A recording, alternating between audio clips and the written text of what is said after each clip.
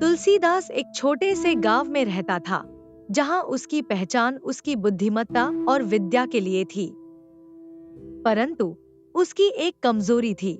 वह हमेशा दूसरों की बातों में आकर गलत काम कर बैठता था।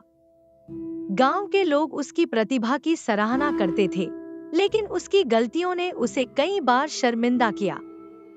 एक दिन गांव में एक बड़ा उत्सव मनाया जा रहा था। सभी लोग खुशी-खुशी तैयारियों में लगे थे। तुलसीदास ने सोचा कि वह इस बार कुछ खास करेगा। गांव के एक बुजुर्ग ने उसे बताया कि उत्सव की रात एक महान संत आएंगे जो ज्ञान का प्रकाश फैलाएंगे। वह ठान लेता है कि वह संत की नजर में आएगा, लेकिन गांव के कुछ शरारती लड़कों ने उसे बहका दिया।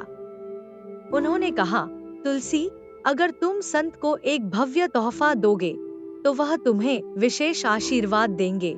तुलसीदास ने बिना सोचे समझे अपने घर की पुरानी धरोहर, एक अनमोल रत्न, को तोहफे के रूप में देने का निश्चय किया। उत्सव की रात जब संत आए, तुलसीदास ने रत्न प्रस्तुत किया। संत ने उसे देखा और मुस्कुराते हुए कहा, यह तोहफा बहुत कीमती है, लेकिन क्या तुमने इसे सही मंशा से दिया है? तुलसीदास का दिल धड़कने लगा। उसे एहसास हुआ कि उसने अपनी महत्वाकांक्षा के लिए यह गलती की थी। संत ने कहा, सच्चा ज्ञान वही है जो निस्वार्थता से आता है। इस वाक्य ने तुलसीदास को झकझोर दिया। उसने अपने किए पर पछताया और रत्न वापस ले लिया। वह समझ गया कि आत्मसम्मान और सच्चाई से बड़ा कोई तोहफा नहीं होता।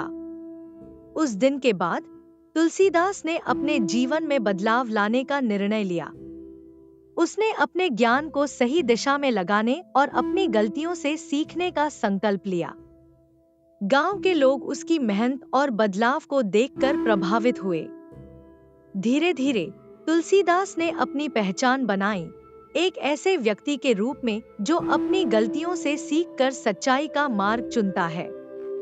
और इस तरह तुलसीदास ने अपने जीवन में एक नई शुरुआत की, जहां उसने न केवल अपनी गलतियों को स्वीकारा, बल्कि उन्हें सुधारने की दिशा में भी कदम बढ़ाया।